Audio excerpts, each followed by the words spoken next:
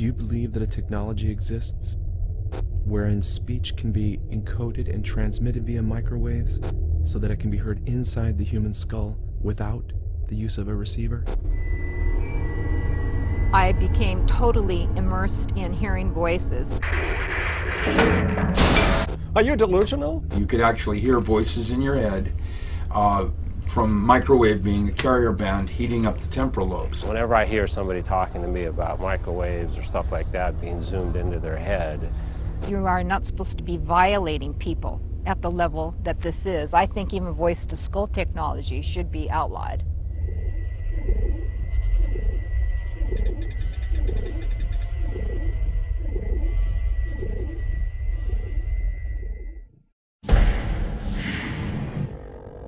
In the 1980s, a firestorm of court cases concerning the satanic and ritual abuse of children swept across the United States and was fueled by the popular media.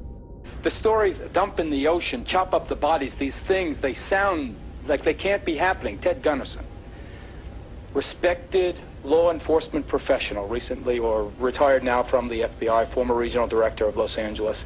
Do you, sir, believe that these dreadful allegations of babies being sacrificed are true? I absolutely believe it, without any doubt. San Diego, California resident Dale Kiki, born with a rare genetic disorder known as Noonan syndrome, was accused of ritually abusing children. Did you ever intentionally physically hurt any children? No, I did not. Have you ever tortured any children? No. Have you ever hurt or tortured or killed any animals? No. The satanic ritual abuse allegations, which were so widely sensationalized in the popular media, were eventually labeled a moral panic by most professional and law enforcement entities. And in 1995, even Geraldo Rivera issued an apology for his participation in popularizing the satanic abuse phenomenon. Due to the fact that I had witnessed somewhat of a cover-up of the reality of ritual abuse in my local community due to the maneuvers of reporter Mark Sauer. The evidence is thin at best, specious, and frankly does not stand up to the light of day. One of the first things I did was to immediately peruse the news group Alt-Satanism, for instance. And I found a very famous alleged perpetrator on one of these news groups by the name of Lieutenant Colonel Michael Aquino. And I had appellate documents. And the appellate documents about his case basically said that he was processed out of the Army in 1990 after a ritual abuse child investigation. He's an admitted Satanist. He runs this, goofy, dark church or whatever, however you want to characterize it. So there's enough smoke here that Diana's going to find fire. Is it a force for everything negative? Well, if you're talking about Satanism as legitimate Satanists define it, absolutely not. Does that prove that he's a child abuser, that he's sexually molesting children, or his agents, operating that? Well, of course not. I mean, where's the evidence of that? Lieutenant Colonel Aquino was accused of ritual child abuse while he was stationed at the Presidio Army Base in San Francisco, but he was eventually cleared of all charges. I could not function at work, this new job that I had, and so I didn't pass probation at this new job, and I was let go. And I became totally immersed in hearing voices. These people identified themselves as NASA Ames employees. They identified themselves as Livermore Lab. Paranoia is a defense mechanism to handle with anger. Most people don't like to be angry, and particularly many people like to deny the fact that they are angry. So instead of admitting to themselves or anybody else that they are angry, they devise a system where they project their anger on other people. And I discovered various victims' websites, people who had the same symptoms that I had, and they were referring to what was called voice-to-skull technology. It's a good thing to speak in terms of delusional systems because there's a whole surrounding area of thought and explanation that goes into their initial delusion. And they refer to this website. And the website was called the Center for Army Lessons Learned. And I looked it up, and this website is run by the Army. Usually these delusional systems become more and more elaborate. I looked up a term that other victims had been talking about, which was voice-to-skull devices. They go out and explain to it, it all becomes part of the delusional system. What voice-to-skull devices say, I have the printout right here, is it says it's a non-lethal weapon, which includes neural electromagnetic device, which uses microwave transmission of sound into the skull of persons or animals by way of pulse-modulated microwave radiation.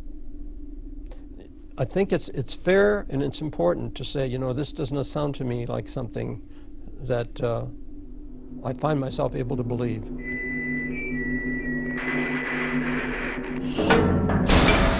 There have been recent advances in acoustic technology which can transmit sound great distances with a very narrow target range.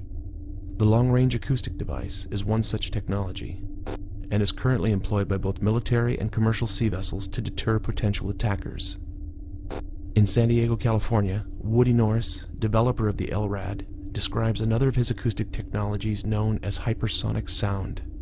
It's kind of like radio stations, except in this case, you don't need a receiver. To hear a radio station, I gotta have a receiver.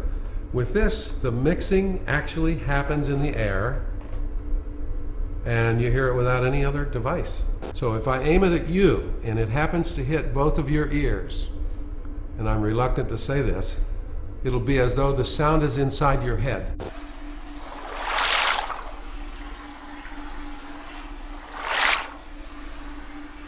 This time I'll come all the way around in case you're getting a lot of echo from the room. Much of it is people pleading for help because they've been hearing voices in their head for years. And now this technology explains it. If it's my sound, turn your head, plug your ears, cover your head, sound goes away. If it doesn't, it's not me.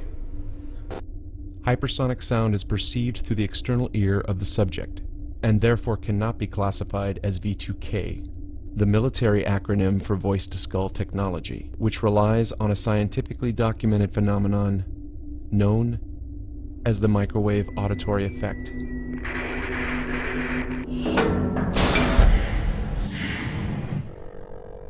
The observation of the phenomena came way back during the Second World War, and the radar operators, accidentally noticed that when they stand in front of the radar, sometimes they can hear clicks in their head. Somebody by the name of Alan Fry, who had talked to some of the radar operators based on their report, and he conducted a very simple laboratory experiment, indeed showed that human beings can hear the radar pulses. They were not just making it up. They wanted to know what the significance of something like this would be if man had another sensory motor input.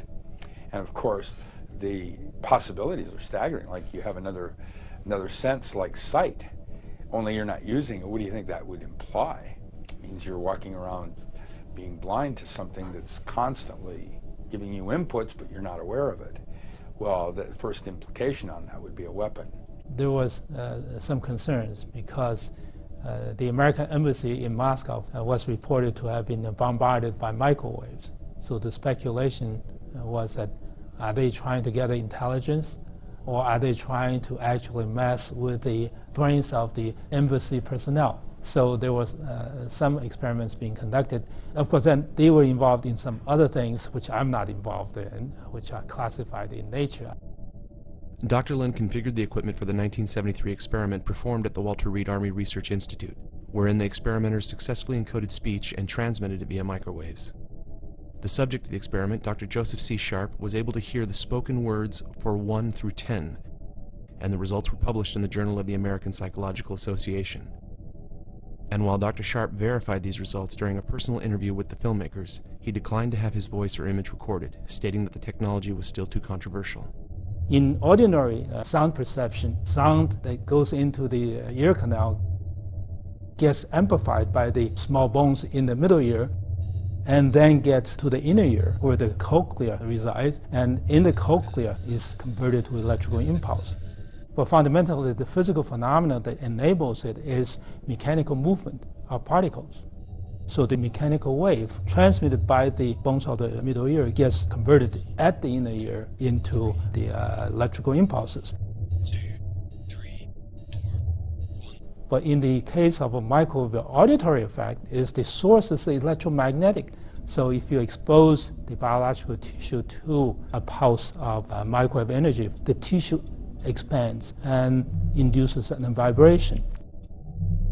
Instead of going through the middle ear, the microwave-induced vibration gets propagated to the inner ear directly, and at the inner ear is converted to electrical impulses again.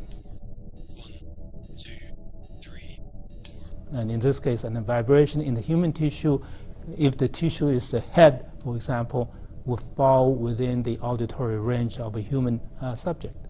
All applicants for voluntary admission are held a minimum of 15 days for examination before they may be released.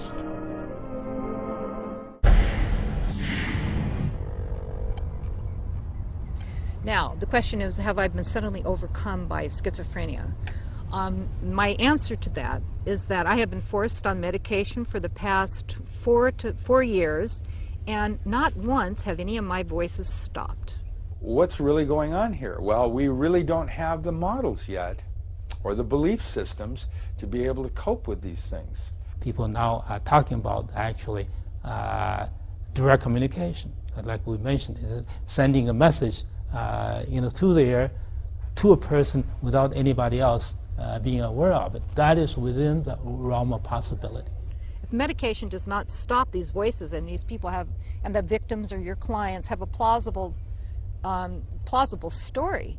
This is like another sensory motor input that man has not yet learned how to use. Of course, you could, as I say, if you have a high enough power system, you can have a group of people subjected to the same type of a phenomena. There's all kinds of applications there, you know, in terms of making someone think they're crazy. To hear voices in your head, what do you think that's about? If you started hearing voices in your head and it wasn't your voice. I don't know whether it is true or not. I think there's a sizable number of people who think this is being used for mind control. Mind control is right at the top of the list. That obviously is what everybody would like to do, is control everybody's opinion on something, right? I think if somebody who wants to do it, there is the potential. Is that going to convince you? Not necessarily, but it will convince me. That convinces me. No, I do not think that I was just suddenly overcome mysteriously by voices just out of the blue.